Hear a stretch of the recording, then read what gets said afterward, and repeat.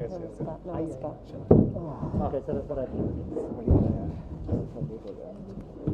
आप सभी पत्रकार साथियों का एक बार फिर से मैं शिमला के कांग्रेस राजीव भवन में स्वागत करती हूं। आज हमारे बीच में प्रेस वार्ता के लिए पूर्व केंद्रीय मंत्री, पूर्व सांसद, विधायक, हमारे पूर्व उप मुख्यमंत्री, राजस्थान से युवा नेता, एक के बाद एक जनसभाओं को संबोधित करने के बाद आज हमारे बीच में खास आपसे बातचीत के लिए आए हैं। मैं सचिन पायलट जी का हिमाचल प्रदेश कांग्रेस कमेटी की ओर से तहे दिल से धन्यवाद करती हूं आज की इस प्रेस वार्ता में, और मैं सीधा अब आमंत्रित करती हूं सचिन पायलट जी को कि मीडिया को संबोधित करें। धन्यवाद। बहुत बहुत शुक्रिया अलका जी।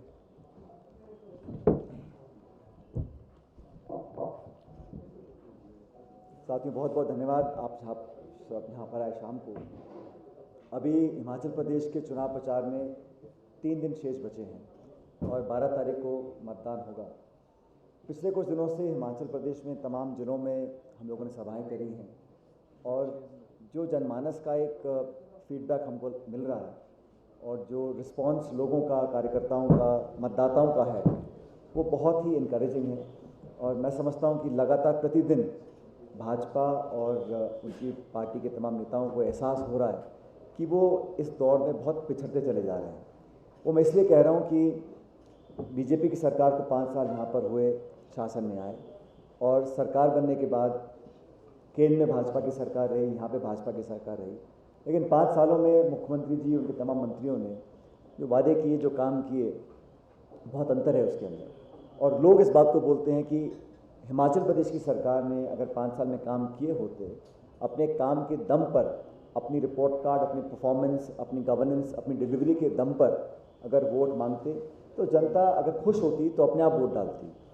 अब हो ये रहा है कि इस छोटे से राज्य में लगभग प्रतिदिन प्रधानमंत्री जी, गृह मंत्री जी, रक्षा मंत्री जी और आज कई सभाओं को उत्तर प्रदेश के मुख्यमंत्री जी संबोधित कर रहे हैं।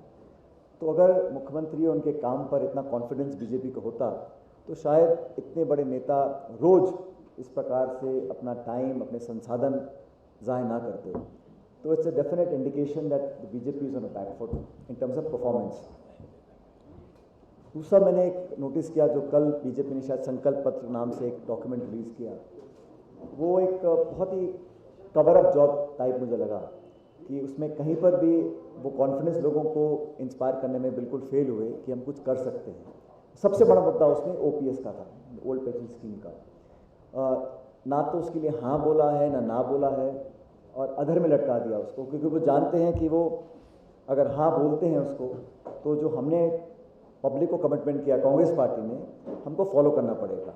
और फिर अनेक राज्यों में जहाँ उनकी सरकार है वहाँ पे डिमांड आएगी, केंद्र सरकार से डिमांड आएगी, तो उन्होंने उसको साइड स्टेप किया है। लेकिन उसको बरकरार भी नहीं कर सकते हैं क्योंकि ये जो डिमांड और ये मांग है, ये वादा जो है, ये जड़ पकड़ गया पूरे हिमाचल प्रदेश के अंदर। तो इससे पूरी तरह एक्सपोज हो चुके हैं कि इस मुद्दे पर जो पब्लिक ने हमारे वादे को, हमारे मैनिफेस्टो को, एक महत्वपूर्ण अंश को लोगों ने बहुत सहर्ष स्वीकार किया था, उसको वो अब नकार नहीं सकते हैं। इसलिए बहुत फंस गए हैं, ना हाँ बोल पा रहे हैं, ना बोल पा रहे हैं। और जहाँ तक ये भ्रम फैलाया जा रहा है कांग्रेस के बारे में, आपको स्पष्ट करना चाहता हूँ कि जहाँ जहाँ हमारी सरकारें हैं, हमने ओपीएस को लागू किया है, चाहे वो छत्तीसगढ़ हो, चाहे राजस्थान हो, और हिमाचल प्रदेश में भी सरकार निर्माण के तुरंत बाद हम पहली कैबिनेट मीटिंग में इसका निर्णय लेंगे। और हमने जो कमिटमेंट्स किए हैं मैनिफेस्टो के माध्यम से, चाहे वो मासिक भत्ता महिलाओं के लिए हो 1500 रुपये का, 300 यूनिट बिजली फ्री की बात हमने करी है, 1 लाख नौकरियों की बात करी है, तो ये सब ऐसे पॉइंट्स हैं जो लोगों से हमने फीडबैक लेने के बाद अपने कमिटमेंट्स को तैयार किया और पूरा बैकग्राउंड रिसर्च करने के बाद किया है। जब कांग्रेस की सरकार हिमाचल में बनती है, जब भी बनी पहले, लोगों को एक विश्वास था। इस बार जो सरकार चली है भाजपा के नेतृत्व में, उससे बहुत लोग अपने आप को एक तरह से धोखा उनके साथ हुआ, मैं कहता हूँ। और दोनों सरकारें आपकी हैं, दिल्ली की, शिमला की, फिर भी पेट्रोल, डीजल, खाद्य पदार्थ, सभी इन्फ्लेशन आसमान छू रहा है, अनएम्प्लॉयमेंट हाईएस्ट रेट्स हैं, और ये सरकारी आंकड़े हैं। कुपोषण हो, अनेक ऐसे मुद्दे हैं सोशल इंडस्ट्रीज पे जहाँ पे भाजपा के दोनों सरकारें, जो डबल इंजन की सरकारें बोलते हैं, दोनों ही इंजन लगभग गड़बड़ा रहे हैं। और मैं अनेक सभाओं में बोल रहा हूँ कि पहला इंजन तो सीज होगा 12 तारीख को हिमाचल प्रदेश में, और दूसरे की बारी आएगी 2024 के अंदर। और मैंने इस बात और नोटिस करी कि प्रधानमंत्री जी बोल रहे हैं कि उम्मीदवार को मत देखो, सिर्फ चुनाव चिन्ह को देखो। इसका सीधा सीधा तात्पर्य ये है कि जो उम्मीदवार उन्होंने उतारे हैं वो जनता को पसंद नहीं है, और आपसी जो खिंचाव, जो टकराव, जो धक्का मुक्का हो रही है भारतीय जनता पार्टी के अंदर, वो जग जाहिर है। मैं उसका उल्लेख नहीं करूंगा, लेकिन ये बात स्पष्ट है कि उम्मीदवारों के चेहरों को मत देखो, कैंडिडेट कौन है मत देखो, सिर्फ पार्टी को वोट डालो।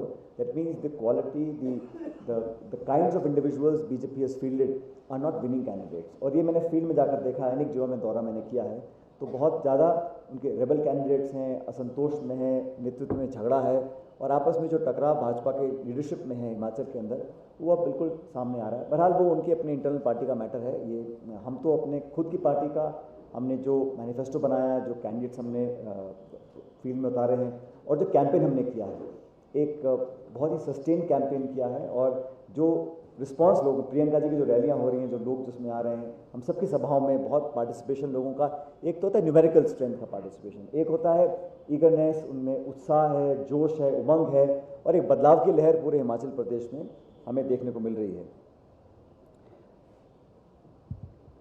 अगले 3 दिन के अंदर भी हो सकता है और कुछ नेता यहाँ पर आए बीजेपी के, लेकिन मोटा मोटा लोग मन बना चुके हैं कि 12 नवंबर को एक नई सरकार का निर्माण करना है। और मुझे लगता है कि हम सरकार भी बनाएंगे और अच्छे बहुमत के साथ बनाएंगे। जो हमारे लोग जीत कर आएंगे, संख्या बल बहुत होगा, और चुनाव जीतने के बाद सभी विधायकों से राय करने के बाद जो पार्टी वर्कर्स, नेता, एआईसीसी की लीडरशिप जो भी तय करेगी, उस व्यक्ति को जिम्मेदारी देकर सरकार का नेतृत्व करने का मौका दिया जाएगा। लेकिन हिमाचल के कैंपेन से, हमारे रैली से, मीटिंग से, नुक्कड़ सभाओं से जो इंटरेक्शन हमारे हो रहे हैं, उससे बहुत संबल हमको मिल रहा है। और मैं बड़ी विनम्रता से कहना चाहता हूं कि हमारा जो एफर्ट्स है, जो हमारी कोशिश है, वो रंग लाएगी, और भारी बहुमत के साथ हम लोग यहाँ पर सरकार का निर्माण करेंगे। यहाँ से शर्मा जी, एनडीटीवी। या मेरा सवाल ये है, ओपीएस को लेकर लगातार भारतीय जनता पार्टी के नेता जो है ये कह रहे हैं कि छत्तीसगढ़ और राजस्थान में मात्र घोषणा है, और आप तो कुछ सरासर गलत बोल रहे हैं, सरासर गलत बोल रहे हैं। आप जांच करवा लीजिए, हमने जो कहा उसको करा है, और धरातल पर क्रियान्वयन योजना का हो रहा है, और इसीलिए हम उस एक्सपीरियंस के आधार पर बोल रहे हैं। बीजेपी के लोग बोलते हैं कि संसाधन कहाँ से लाओगे, पैसा कहाँ से लाओगे। उन्होंने जो कर्ज का बोझ इस प्रदेश की जनता पर थोपा है, वो उनका फिजिकल मिसमैनेजमेंट है। कोई उद्योग लगा नहीं, इन्वेस्टमेंट हुआ नहीं, वेल्थ क्रिएशन हुआ नहीं, आपका टैक्स कलेक्शन पिछड़ रहा है, आपकी फिजिकल मॉनेटरी पॉलिसीज बिल्कुल आउटडेटेड हैं, आपने तमाम तरह के जीएसटी थोप दिए। लेकिन इकोनॉमी को ग्रोथ करने के लिए जो स्टिमुलस देना चाहिए, जिस प्रकार की गवर्नेंस होनी चाहिए, जो लीडरशिप होनी चाहिए, वो मिसिंग है। हम लोग ने जो कमिटमेंट्स किए हैं वो सारे इकोनॉमिक क्राइटेरियाज को समझकर किए हैं, और हमारी बहुत एक पुरानी जिम्मेदार पार्टी है जिसने जो कहा है हमने हमेशा कर कर दिखाया है। तो ओपीएस के मुद्दे पर मैं दोबारा बोलना चाहता हूँ, let there be no ambiguity. OPS is a commitment that the Congress party has made to the people of Himachal Pradesh. We will deliver the day we form the government and the first cabinet meeting takes place. Sachin ji, जब कांग्रेस सरकार छोड़ने गई थी 2017 में, मध्य प्रदेश पर 48,000 करोड़ रुपए का कर्ज था, तो क्या उस समय की सरकार का भी जो वित्तीय प्रबंधन था वो मिसमैनेज था? जब आपको पूरा सपोर्ट केंद्र सरकार से नहीं मिलता है, आपको संसाधन ढूंढने पड़ते हैं। यहाँ पर तो आपको पूरा बजट, एलोकेशन, रिसोर्सेज, पैसा सारा मिल रहा था, उसके बावजूद भी आपने आज ये हालात कर दिए। अच्छा, अगर आपने कर्जा लिया भी है इन्वेस्टमेंट के लिए, तो है कहाँ भाई? सड़कों में, स्कूल में, हॉस्पिटल्स में, एजुकेशन में कोई ऐसा इंस्टीट्यूशन यहाँ पे बनाया हो? अब पिछले 2 महीने में आप नारियल फोड़ रहे हैं, फीते काट रहे हैं, पत्थर लगा रहे हैं, लेकिन पिछले 4 साल 10 महीने कुछ नहीं किया। चुनाव से पहले बड़ी बड़ी घोषणाएं, हजारों करोड़ रुपए की घोषणाएं हो रही हैं, केंद्र की सरकार कर रही है, राज्य सरकार भी कर रही है, लेकिन वो सिर्फ घोषणा है ना। आपको पूरा देखिए, केंद्र सरकार का पूरा सपोर्ट मिल रहा है आपको, पूर्ण बहुमत की आपकी सरकार है, फिर भी आप डेवलपमेंट एजेंडा को आगे लेकर नहीं आ रहे हैं। आप भावनात्मक मुद्दों पर हमेशा इशू को डाइवर्ट करना चाहते हैं। वो कहीं ना कहीं मैं समझता हूँ सरकार बैकफुट पे, इसलिए इस बात को कह रहे हैं। अगर प्रदेश में कांग्रेस की सरकार बनेगी, हर सरकार बोरोइंग करती है। मेरा स्पेसिफिक पॉइंट ये था कि जो अमाउंट ऑफ बोरोइंग की है वो केयरलेस तरीके से की गई है, उस पैसे का दुरुपयोग किया गया है, और जो डेवलपमेंट होना चाहिए था वो नहीं हुआ हिमाचल प्रदेश में। Any question? फ्रीबीज फ्रीबीज दिए जाते हैं गलत है, और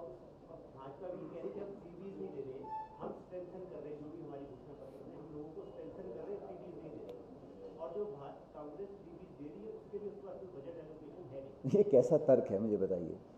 आप करें तो सब ठीक है और वही बात कोई और करे तो वो गलत है। मतलब इस प्रकार का ब्लेटेंट मिस इंटरप्रिटेशन किसी भी शब्दावली का बड़ा गलत है। मैं माननीय न्यायालय की टिप्पणियों पर या निर्णयों पर कोई कमेंट नहीं करना चाहता हूँ, लेकिन भाजपा सरकार में हमने खुद देखा है उत्तर प्रदेश सरकार ने क्या क्या किया है। जब आप कर रहे हैं तो वेलफेयर है, सोशलिज्म है और वो अति आवश्यक है, और कोई और दल, कोई और पार्टी अगर कोई वेलफेयर स्कीम्स की घोषणा करता है तो आप क्वेश्चन करते हो। आप सरकार बनाने का मौका दीजिए, हम दिखाएंगे आपको हम कैसे करते हैं, ना सिर्फ हिमाचल प्रदेश में, बाकी राज्यों के अंदर। लेकिन that is very unfair on the part of the BJP कि आप अपने गिरबान में नहीं झांक रहे हैं, आप अपने आप को, आपके सब माफ़ है, और कोई और दल इस बात को बोलता है तो उसको आप फ्रीबी या रेवड़ी या तमाम तरह की उसमें चर्चाएं करते हैं। वो बड़ा अनफॉर्चुनेट है जो वो कर रहे हैं। जैसा मध्य प्रदेश में हुआ है, सरकार जिस तरीके से वहाँ पे बोली है, उसको काउंटर करने के लिए कांग्रेस के पास प्लान है अभी से? इतना प्रचंड बहुमत आएगा हमारा कि हमारे पास कोई ऑल्टरनेट प्लान की जरूरत हमको नहीं मिलेगी। जब 8 तारीख को गिनती होगी दिसंबर में, आप देखिएगा तो संख्या बल हमारा इतना अधिक होगा कि हम प्रचंड बहुमत के साथ सरकार बनाएंगे।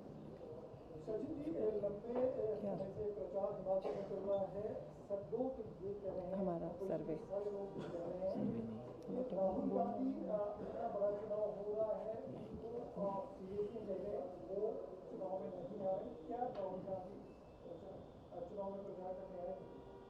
देखिए, राहुल गांधी यात्रा जो कर रहे हैं कन्याकुमारी से कश्मीर तक, आज़ाद भारत में शायद चंद ऐसे लोग होंगे जिन्होंने इतना लंबा एक संकल्प लिया हो पदयात्रा करने का। इतनी लंबी यात्रा करने के लिए 5.5 महीने का समय चाहिए, साल में होते हैं 12 महीने। आप कभी भी 5.5 महीने उठा लीजिए, किसी ना किसी प्रदेश में कभी न कभी चुनाव होगा, ये एक रियलिटी है। तो कभी उनको करना था। मैं नहीं समझता हूँ कि हम में से कोई भी किसी भी चुनाव या चुनौती को लाइटली लेता है, और आप बिल्कुल बेफिक्र रहिए। हम सब मिलकर यहाँ चुनाव लड़ रहे हैं, लड़वा रहे हैं, और हमारे जो लीडरशिप है, चाहे वो राहुल जी हों, खड़गे जी हों, सोनिया जी, प्रियंका जी, हम सब मिलकर चुनाव लड़ रहे हैं। और जितने भी यहाँ नुमाइंदे आपके सामने बैठे हैं, हम सब एक टीम के सदस्य हैं, और हमारा उद्देश्य है कि हम कांग्रेस की विचारधारा को और व्यापक बनाएं और चुनाव जीत कर जाएं। दोनों स्टेट्स के अंदर, चाहे गुजरात हो चाहे हिमाचल हो, हम जमकर कैंपेन कर रहे हैं। और भाई, आप जो हम कह रहे हैं, आप सुन रहे हैं, उस पर परवाह मत करिए। आप तो 8 दिसंबर को देख लेना परिणाम क्या आते हैं। तो हम लोग जीतेंगे और पब्लिक के आशीर्वाद से जीतेंगे, और हम सबकी जो आपसी मेहनत है उसके आधार पर जीतेंगे। लेकिन ये मैं समझता हूँ बड़ा गलत है, क्योंकि राहुल जी जो यात्रा निकाल रहे हैं वो अपने आप में एक ऐतिहासिक है।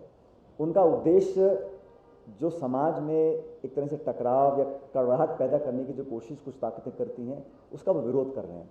संस्थानों को खोखला करने की जो कोशिश की जा रही है, उसका विरोध वो कर रहे हैं। लोगों को जोड़ने का काम कर रहे हैं, और वो किसी की आलोचना नहीं कर रहे हैं, कोई बुराई नहीं कर रहे हैं, लेकिन अपने रास्ते चल रहे हैं। और लोग अप्रिशिएट कर रहे हैं जिस कमिटमेंट और जिस एफर्ट के साथ वो लोगों को साथ लेकर चल रहे हैं। जो हुजूम वहाँ निकल रहा है, जो धरातल पर, हो सकता है कि अखबारों में या मीडिया में उसको उतना कवरेज ना मिलता हो, लेकिन जो है उसको झुठला नहीं सकते हैं। और लंबा चलना, मैं गया हूँ 2-1 बार वहाँ पर चलने उनके साथ, आसान नहीं है। रोज़ का 25-30 किलोमीटर चलना, लोगों के साथ मिलना, सुनना, बैठना, समझना, NGOs, किसान, मछुआरे, बच्चे, बुजुर्ग, वकील, अलग अलग तबके के लोगों से मिलना, उनके जीवन में अपने आप को घुसा लेना और फिर उसको कारवान को आगे बढ़ाना, ये ऐतिहासिक साहसिक यात्रा निकल रही है। इसका कोई सानी नहीं है पहली बात तो। और चुनाव जो हम सब लड़ ही रहे हैं, और मुझे लगता है हमारे एफर्ट में, हमारे कैंपेन में कोई कमी कहीं से नहीं है। धन्यवाद।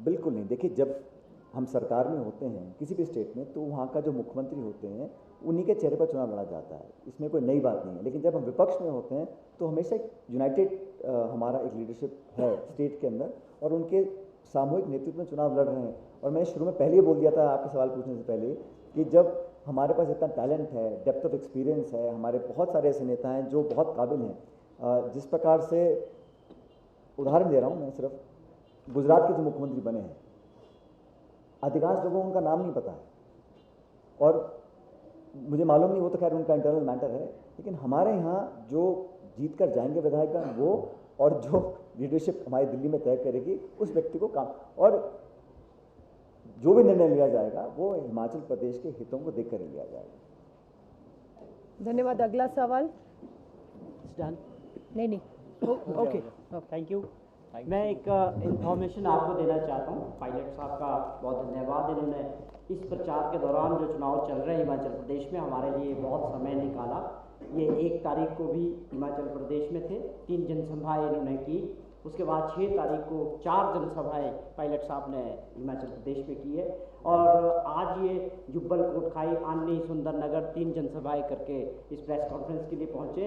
और कल भी ये 2 जनसभाएं, एक लाहौल स्पीति और एक करसोग में करने वाले हैं। तो बहुत बड़ा सहयोग आपका मिला, इसके लिए हम आपके बहुत शुक्रगुजार हैं कि आपने इतना मैं, आप समय चिंता मत करो, मैं जिता के जाऊंगा। आधा काम करते ही नहीं हम लोग, आधा काम करते ही नहीं, चिंता मत करो। Thank you very much. Thank you. चाय पर